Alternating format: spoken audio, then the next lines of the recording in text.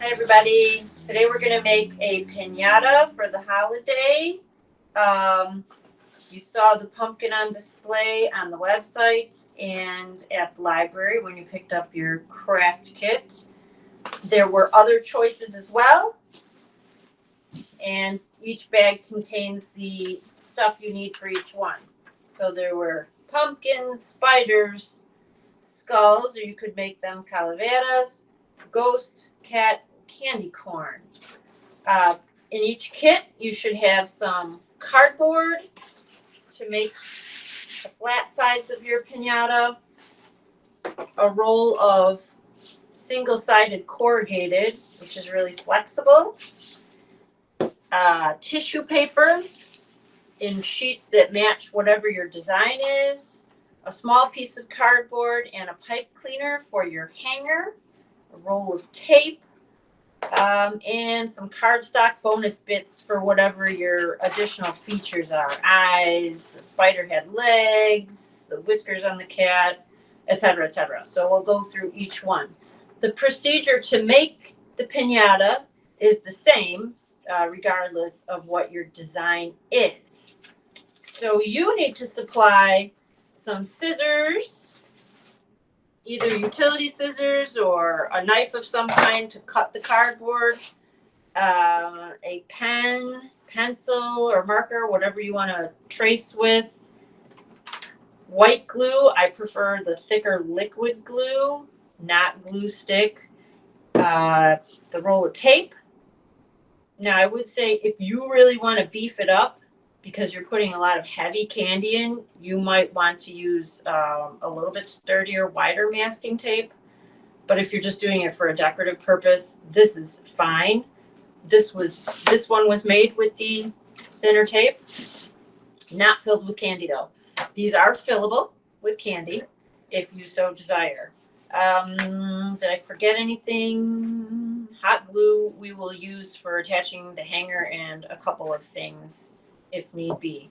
So to start, you should have gotten some cardboard and a design would have been drawn on one sheet for you. Cut this design out, and then you're going to use your cut out pattern of this shape to lay it on top of the other sheet and cut the other one out. That's just so in case you cut something kind of funky, you'll at least have the same shape for both of them. You can try with regular scissors. It's kind of tedious, so I don't like to do that. Or you can first cut with the X-Acto knife. This is not the way I recommend you do it. You should do it on a flat surface with something underneath it to protect your tabletop. I pre-cut this, so we're going to go ahead with that one. Now, as you can see, I've had both of my shapes cut out. This one's a little pre-done here for you.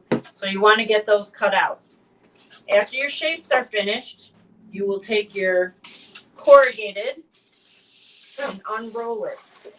Now, this determines how wide, how thick your pinata will be. I don't recommend going full on, unless, again, you're going to use some heavier dutier tape. This is really flexible and help you go around the sides easily. Now, to choose your thickness, if you put the cardboard in a kind of vertical downward, you will see there's lines on them. And that's what you can use to cut to the desired width. So if you hold it down, you can see the lines pretty easily. You don't have to be 100% exact. And you just follow it down. You can always trace a line with a ruler if you feel like that's how you'd want to do it. Now you need to cut enough to go all the way around your shape and then even overlap it a little. Okay, so then you have your piece. Like I said, you need to have enough to go all the way around your shape at least once and then overlap for the flap, especially if you're filling it. Once you have that done, the next step is to pre-cut yourself a bunch of the tape. And then just set it on the edge of your working space because you'll be doing a lot of this. The only other thing that you really need is a little bit of patience because there is a lot of cutting and gluing just to have enough supplies as you work.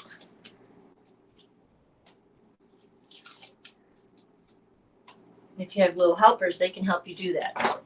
So as you can see, I have pre-done this already, but what you want to do is have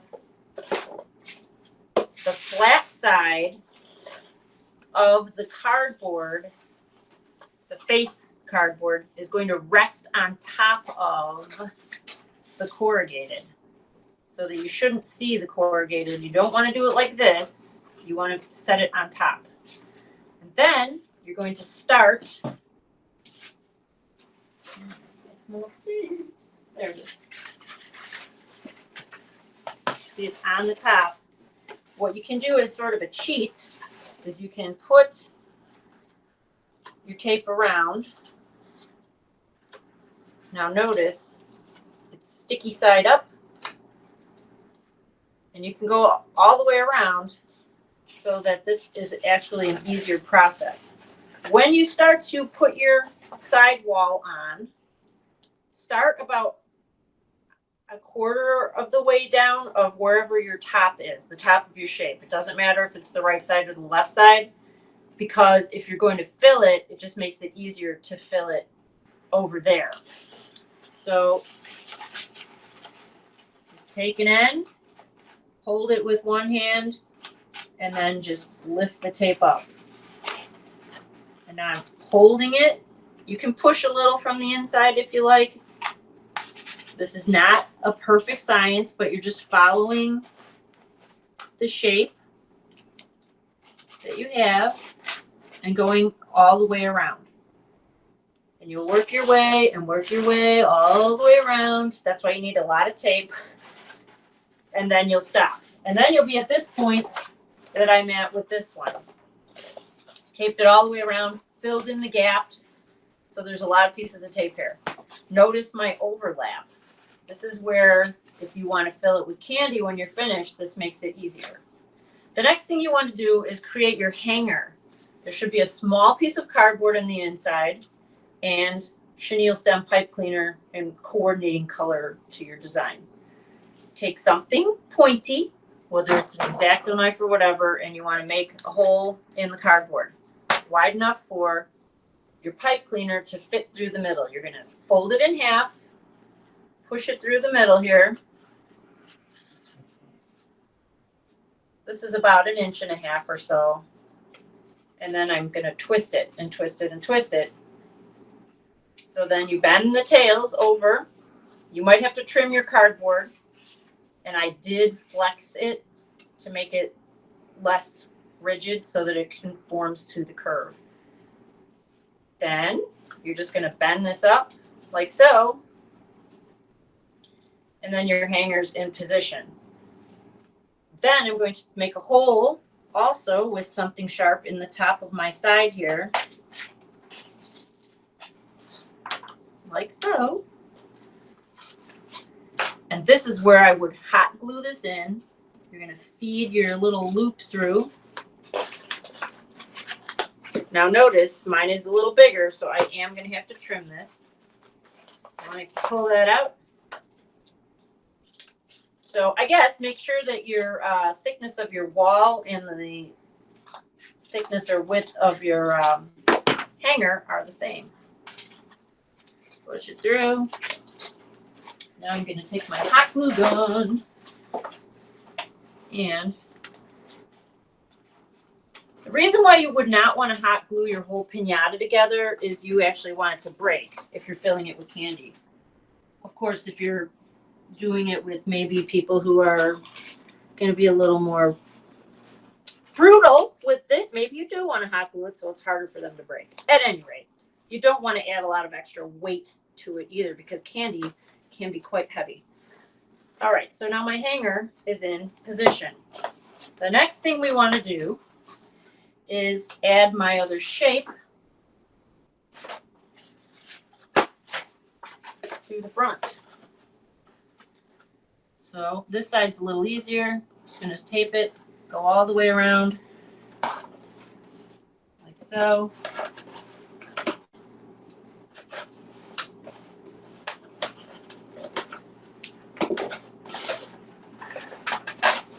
Whoa.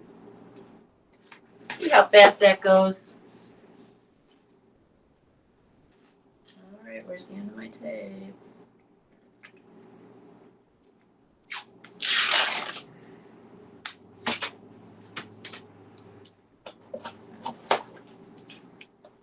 Now, I am not going to thoroughly tape all this because of time constraints in our video process.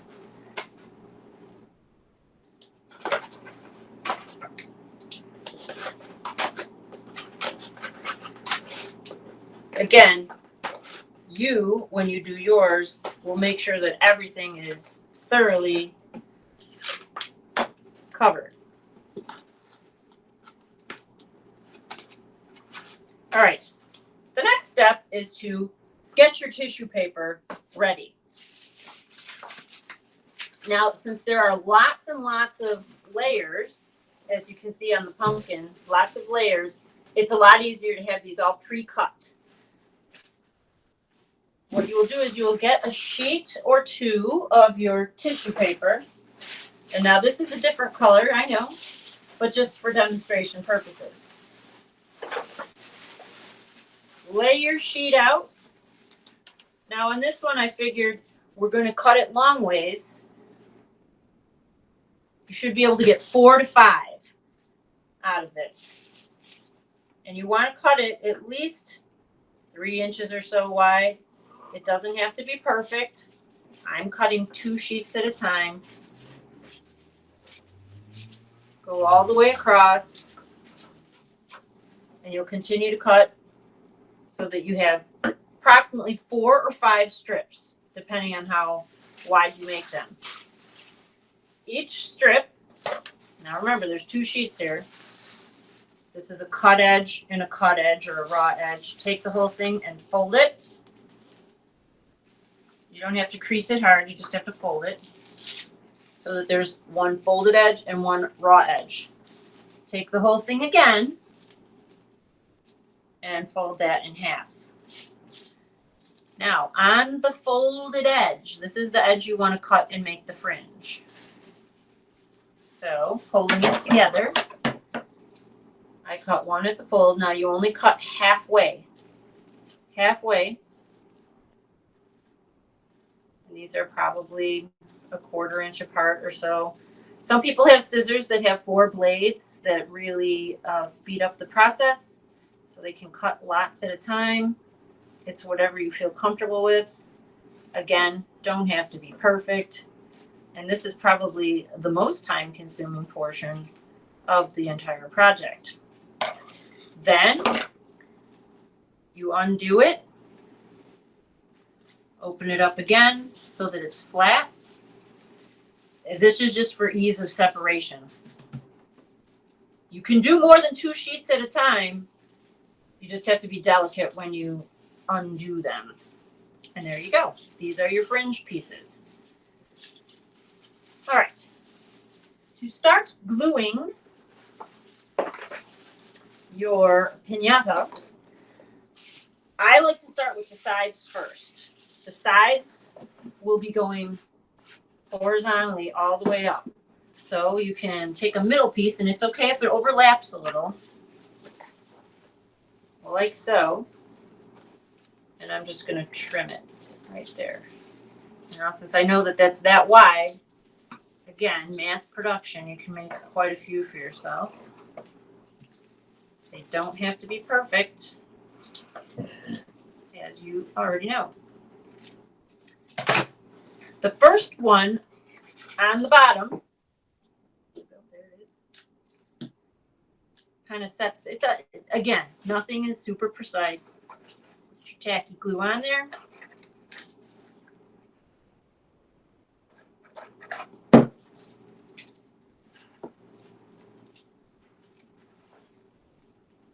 first one, you're you're gonna take it open. This is really, you don't even have to fool around with this too much. And there you go. But now we have to do the top too because they want to stay together. So the bottom fringe has the loop on it. It's not a raw fringe. So then you're going to start, you overlap it just a little bit so that the glue for the next layer goes on this uncut area. I'm going to make this one go this way. So it just overlaps just enough.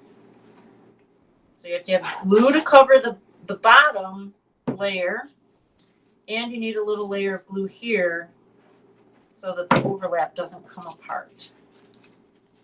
So I'll show you what I mean. That isn't clear.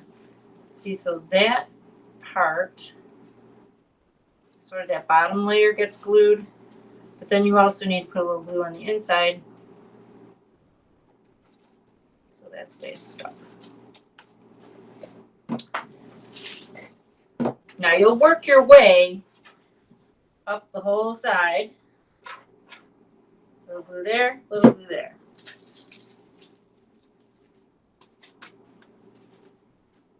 Until you go all the way up, and you're even going to cover the flap. And then you'll work your waist all the way around up to the top. Then when you get to the face, you work from the bottom up. Piece. Now see, this will be overlapped. Then you can trim all this if you like. Bing, bang, boom. And there we go. And trim it a little bit. There's another piece. There we go. Remember, on the top and then on the little bit above it. And the layers are actually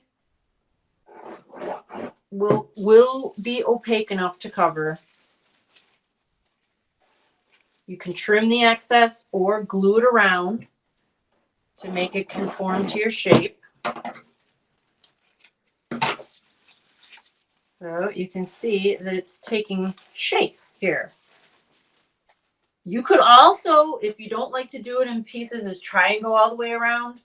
It's just the tissue paper can become a little cumbersome, and you might lose your mind there a little. There we go. All right. Anyway, so then you continue and continue on and on. I'm not going to do the whole thing because obviously I have already finished this one, the pumpkin. Once you have covered the whole thing with the tissue paper, including your flap up here, if you were going to fill it, this is where you would, remember, you covered this with tissue paper. You could overlap here, fill it with your candy, then you're going to glue it shut. Hot glue. Now the fun part is you add your accessories. There's cardstock to trace, patterns for eyes and mouth and nose according to, you should each have things that are appropriate to your design. A couple little bonuses that I would point out. The pumpkin. The way I made the top is I took a piece of the corrugated and I rolled it. So you want to cut it thinner. Maybe you only want it that thin. And then you're going to glue it. Again, this would probably be easier to hot glue. I glue it, roll it. Now your pipe cleaner holder is going to poke through there. So make sure it's long enough. And then you cut the green in fringe and glue it on and cover it. You would probably want to cut smaller strips and smaller fringe, but it's completely up to you. See, this is a slightly smaller fringe than this fringe. Okay, so that's for the pumpkin. Cut out the cardstock face. If you don't like the pattern provided, of course you can make your own. For the spider has big chenille pipe cleaner legs, super fuzzy. What you'd want to do is, again, take something sharp and make little holes to poke the legs in along the side and hot glue them in place. And then, of course, glue his eyes on according to however you like it. The ghost has face. The cat has whiskers and little glittery starry cheeks. The skull can be made into a regular skull, or it could be made into a calavera for Day of the Dead if you participate in those celebrations. And the little bonus with that are these cupcake holders, which you can cut into flowers to go in place of the eyes. So they'd be like right here, and then the nose. And I'll show you really quickly how to make those. Leave one out. So you take your cupcake holder, and then you kind of flatten it, fold it in half, fold it in half again, and then fold it in half one more time. So you have a tiny little cone. Take your scissors, and then you can cut a curve like so. Fold it at both, and then you open it up, and you have a quick flower or two. Those are the big ones. And then, of course, you can do the same thing with the smaller ones. Flatten it. Fold. Fold. Fold one more time. And then this one, maybe you just cut a little, I think a V or something. You can experiment. There's lots of them in there, and you can add extra flowers to your face or whatever other features you like. See, that one didn't turn out perfect, but there you go. You get the idea. Most of the kits have pre-cut circles for the eyes, so you can use those. Other than that, I think that's it. Did I forget anything? Your hanger, your tissue. That should be it. Enjoy and happy holidays. Take care. Till next time.